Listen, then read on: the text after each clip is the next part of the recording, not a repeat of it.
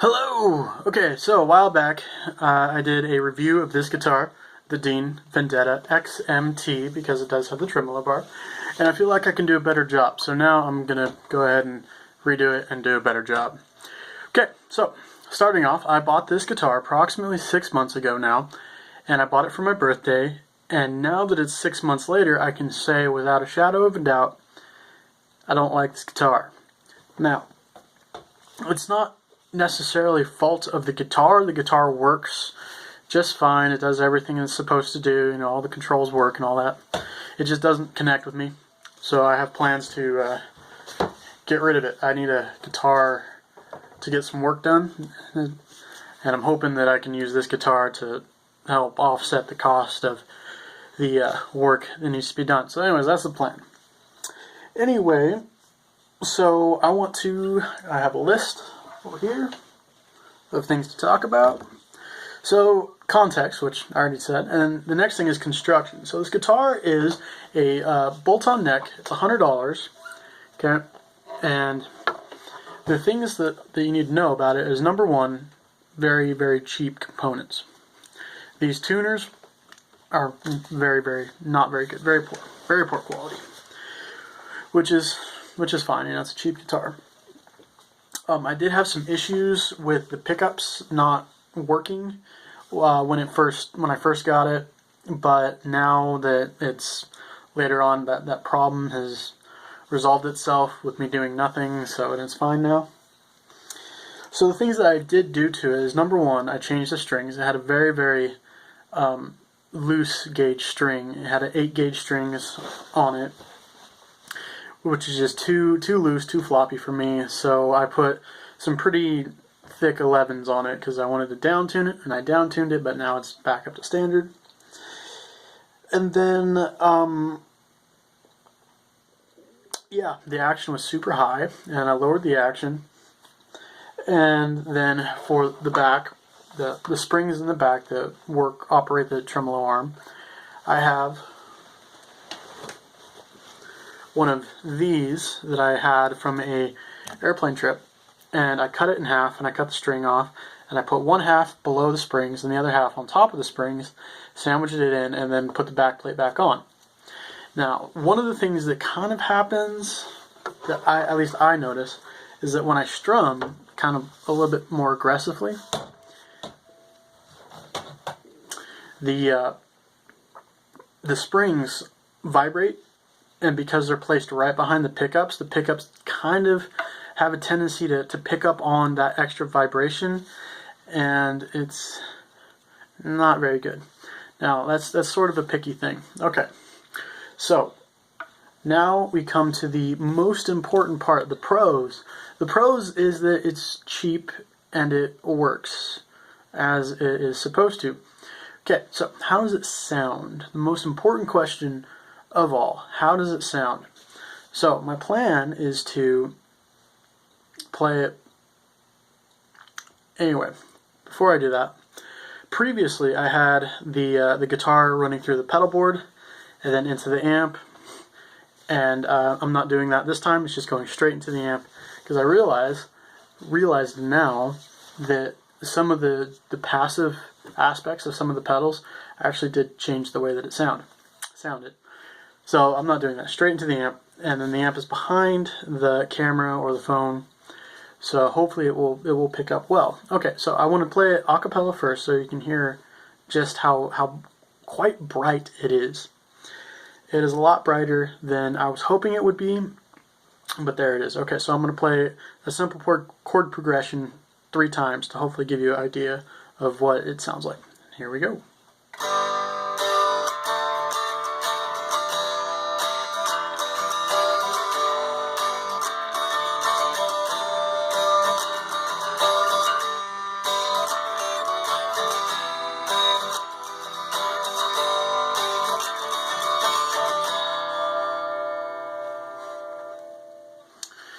Okay, so that was the guitar.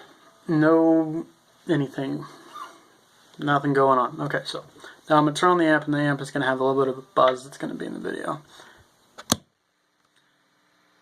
Okay, so I'm going to start off in the down position, which I am actually kind of thinking is the bright pickup. So now it is full everything. Volume is at 10, tone is at 10.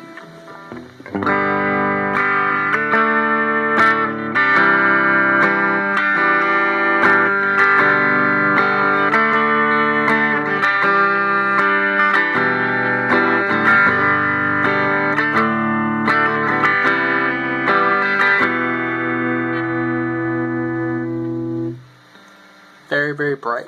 Way too bright. Now the tone knob is the one aspect of the guitar that I really like. You can take it from 10, go all the way to 0, okay, and then put it to about 3 on the scale, okay, and it sounds so good. Just where it gets the brightness of the pickup just sort of starts to punch in,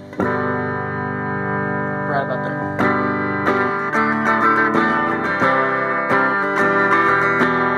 Hear the springs vibrating in the pickups. So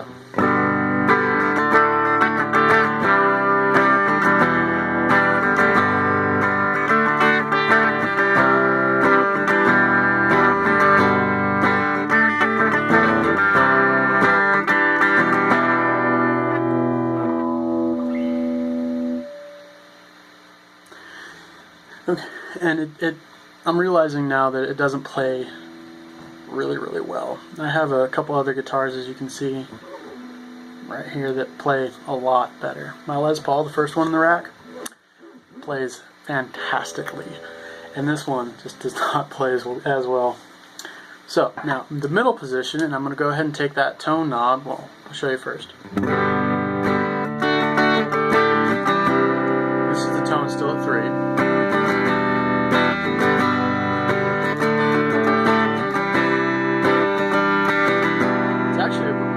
Nice warm sound. So it's pretty good. Okay, now I'm gonna go ahead and boost the tone all the way back up to 10.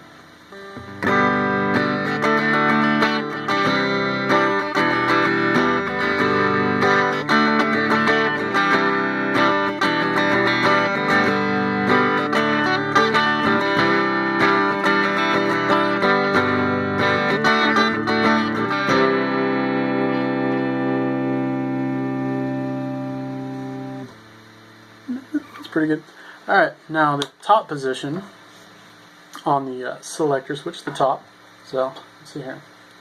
Middle, down, so top position. Whichever pickup that is. Again, the tone and the volume are all the way up at full.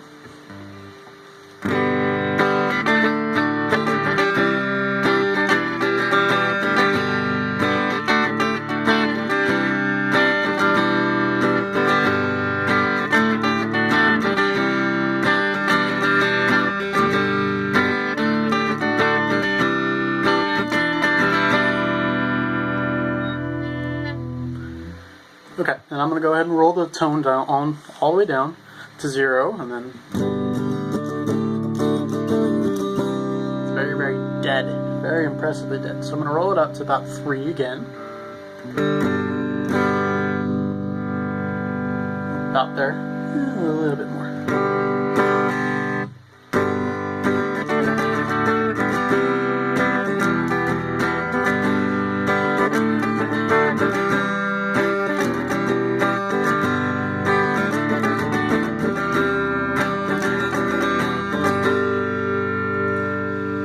Okay.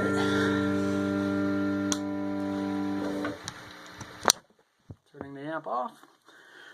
So that gives you a pretty good idea of how it sounds. As I said, I don't like it. It's not because the guitar itself is a horrible, terrible guitar. It is definitely a very cheaply made guitar, very $100 guitar, which is fine. I didn't expect it to be, as nice as some of my other guitars. But, the tremolo bar, the most important part, the reason I bought this one over the other one, the XM. Okay, turning it back on. Okay. So I've actually been playing, I've done a couple of takes of this, and I've played with the tremolo bar, and I have not retuned. And so, a tune pretty well, even when you are playing with the tremolo bar. Okay.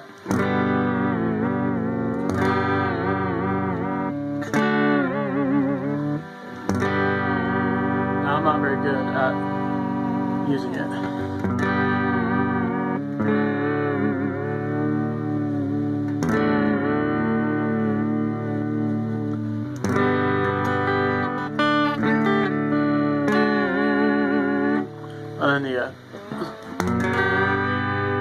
Anyway, so the thing I don't like about the tremolo bar, I should probably add that right now, is it doesn't stay in position. Okay, so it moves around, it flops around a lot, and you can get it to where it does stay here in that position.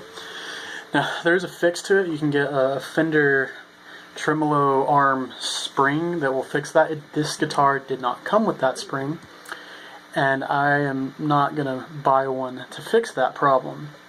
But it is a fixable problem. You can get like a dozen of them for $5 on Amazon. But I'm not going to do that. So, but the tremolo, it works. It works. It's okay. I'm not a tremolo connoisseur. It stays in tune really a lot better than I would anticipate a tremolo of this sort of level to be. But it flops around. I don't like it. I usually don't have it on the guitar, because if it's going to stay in that position. That's not a usable position. So, again, final thoughts. It's a decent guitar for what it is. I'm not going to keep it. It's a cheap guitar. If you are a first level you want a first guitar to learn on, this not a bad option. For $100, you're not going to get a super high quality, fantastic guitar for $100. So this would be a good option. And we have people awake. So that means that I need to be finished. It's a good guitar if you want to learn. If not, I do suggest, if you're a little bit more advanced, I do suggest strongly that you avoid this one. Okay. Thank you for watching. I hope this was better than my first one. Have a good day.